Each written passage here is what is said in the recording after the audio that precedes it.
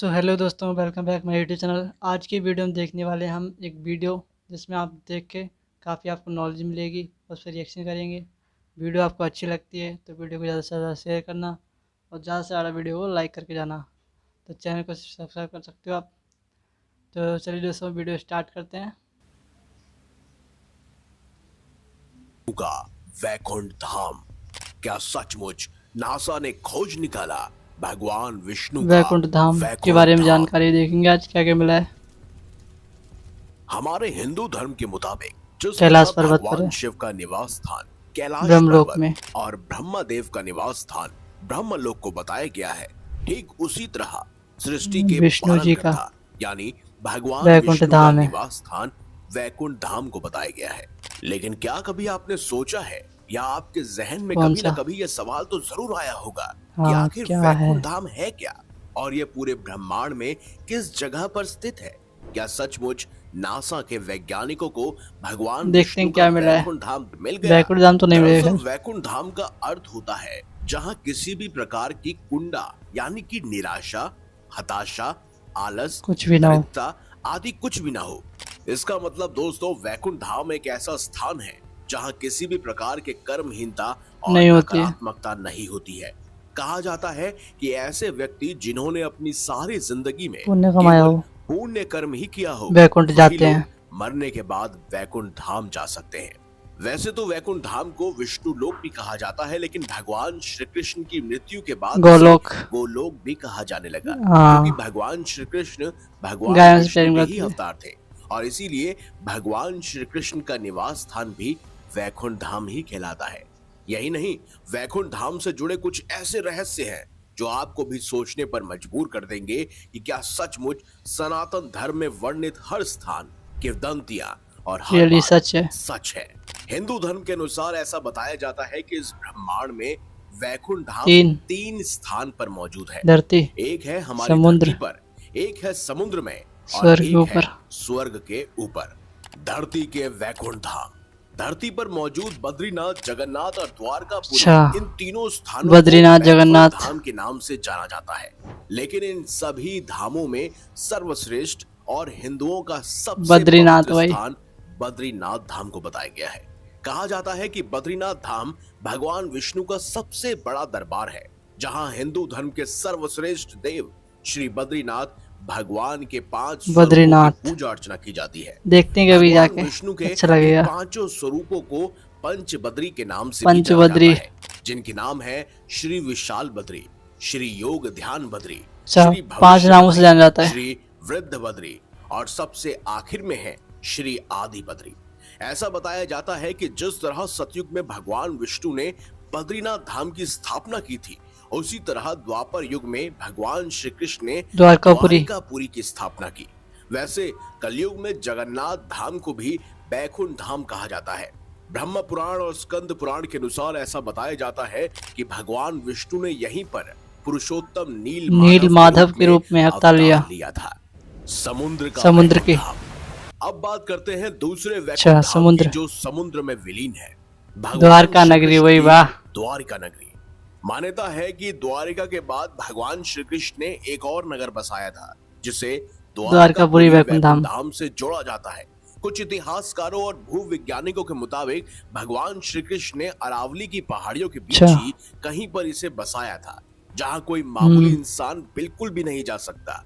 यहाँ केवल पुण्य आत्माएं और घोर तपस्या करने वाले साधु ही जा सकते हैं। स्वर्ग देखते हैं, स्वर्ग का वैकुंठ धाम।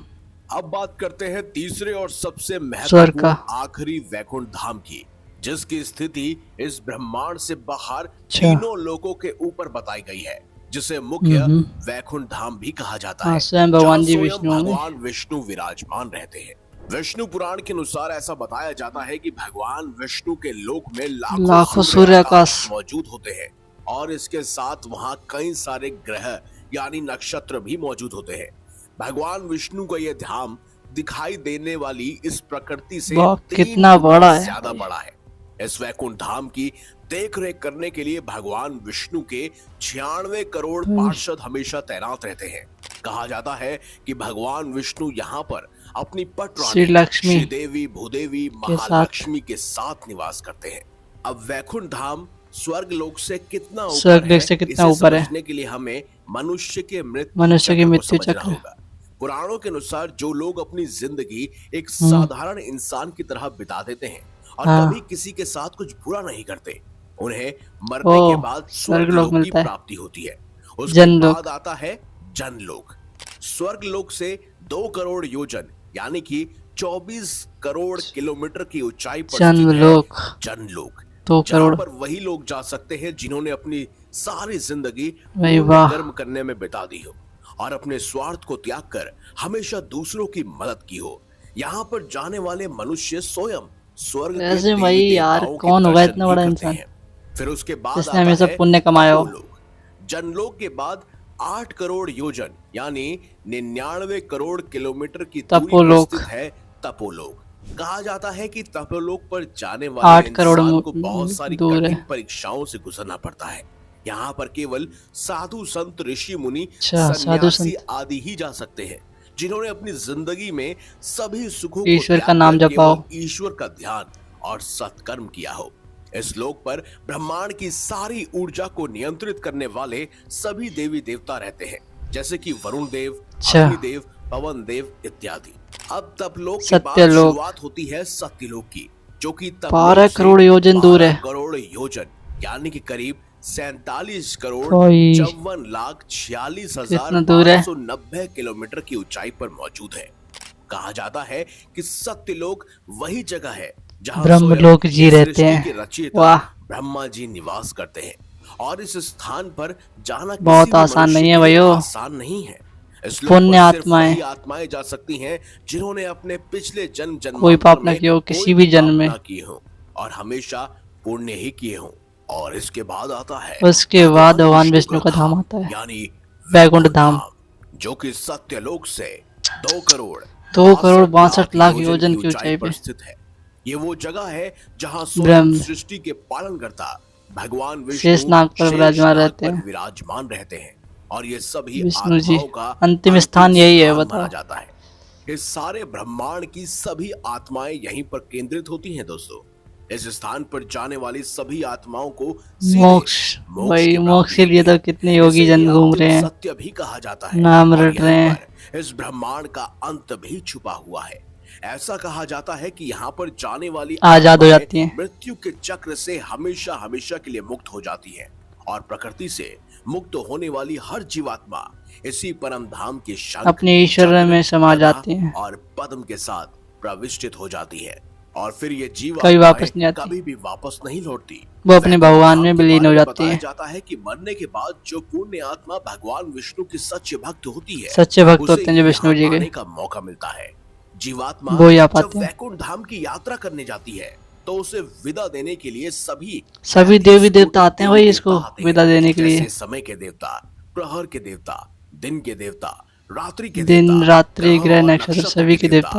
महा के देवता और मौसम के देवता इत्यादि।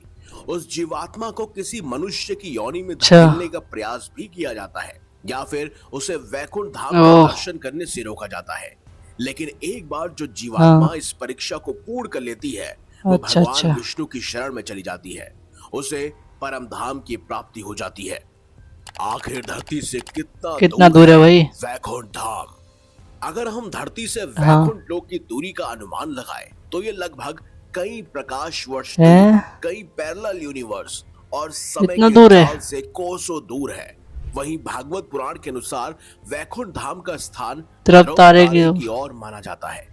तो क्या हम वैकुंठ धाम इस मानव रूप में नहीं पहुंच सकते भाई? जानकर हैरानी होगी कि नासा के जूनो अंतरिक्ष यान को गिनीज वर्ल्ड रिकॉर्ड द्वारा अब तक के सबसे तेज अंतरिक्ष यान के रूप में मान्यता दी गई है, जो आज की टेक्नोलॉजी के मुताबिक 39,000 भाई नासा कितना भी एक्सपेरिमेंट कर ले फिर भी यार अंतरिक्ष में यात्रा कर वहां तक नहीं पहुंच सकती है। अनुमान के अनुसार अगर हम लोग इसी रफ्तार से वैकुंठ लोक जाने की कोशिश करेंगे तो हम लोगों को करीबन 10 अरब 52 करोड़ 30 लाख कितना बड़ा नंबर है भाई, 80,000 घंटों का समय लग सकता है, जिसका वर्षों में अनुमान लगाया जाए तो ये होगा 12 लाख। इतने साल तो इंसान मर भी जाएगा, कभी जन्म ले लेगा, यानी 2 युग बीत जाएंगे। कलयुग के समय में इस रफ्तार से वैकुंठ धाम के लिए निकलेंगे तो पृथ्वी पर कल की अवतार का जन्म और कली पुरुष का अंत होने की वजह से कलयुग बीत चुका होगा स्टार्ट और होने वाला सतयुग भी होगा। लगभग आधा गुजर चुका होगा। इसीलिए आज के नहीं एडवांस पहुंच सकते टेक्नोलॉजी भाई। होने के बावजूद भी हम कभी भी सशरीर वैकुंठ धाम नहीं पहुंच सकते हैं। हम वैकुंठ धाम हम मर टेक्नोलॉजी के के आधार पर तो कभी नहीं पहुंच अच्छे सकते, कर्म करके, लेकिन अध्यात्म मार्ग आध्यात्मिक करके, मार्ग और अच्छे पुण्य कर्म कर्मों करके के ही हम जा जरिए सकते हैं हम वहां वहां तक। पहुंच सकते हैं। हमारे धार्मिक ग्रंथों के अनुसार ऐसा बताया जाता है कि भगवान नारद हमेशा ही भगवान नारद तो भगवान जपते ही रहते विष्णु हैं का भाई, जप करते श्री रहते हैं। नारायण नारायण। इसी भक्ति की वजह से वो ब्रह्मांड के इसलिए किसी वो भी किसी भी लोक लोग में में आ जा जा सकते सकते हैं। हैं। गुरु वशिष्ठ, ऋषि भृंगु और हम्म। विश्वामित्र भी उनमें से ही एक है। आप मनुष्य रूप में भी धरती पर मौजूद बद्रीनाथ, जगन्नाथपुरी और द्वारकापुरी के आप दर्शन दर्शन कर करके सकते आना, हैं, आपको जिन्हें स्वयं धरती का ऐसा वैकुंठ लगे आप धाम कहा स्वयं जाता भगवान है। जी के पास क्या पहुंच गए, पता स्वयं शायद विष्णु यहाँ भगवान की आपको कोई ऐसा जगह पहुंच द्वार मिल गए, जाए जो सीधे बैकुंठ तौर धाम पर पहुंच गए। वैकुंठ धाम से जुड़ा हो, बद्रीनाथ, जिसके जरिए जगन्नाथपुरी। भगवान विष्णु समय समय पर धरती पर आते रहते हो। बाकी वैकुंठ धाम को लेकर आपका क्या मानना है? वैकुंठ धाम के विषय में आपकी क्या राय है? जी दोस्तों, अगर आपको वीडियो पसंद आई है तो वीडियो को लाइक करना। जो भी आपको समझ में आया, जो भी आपको अच्छा लगा, ठीक है, वो ओपिनियन आप मुझे कमेंट में देना। वीडियो आपको अच्छी लगी तो वीडियो को लाइक ज़्यादा करना, ठीक है, क्योंकि ये फर्स्ट टाइम मैं अपने चैनल पे डाल रहा हूँ इस प्रकार की वीडियो। अगर आपको अच्छी लगती हैं तो आप हमें कमेंट में बता देना। इसी प्रकार की वीडियो आपको चैनल पे मिलती रहेंगी। बाकी आप चैनल को सब्सक्राइब करके रख लेना, वीडियो आपको डेली मिलती रहेंगी, ठीक है। तो चलिए दोस्तों, अब मिलते हैं नेक्स्ट वीडियो में। तब तक all the best. Thanks for watching this video. Take care.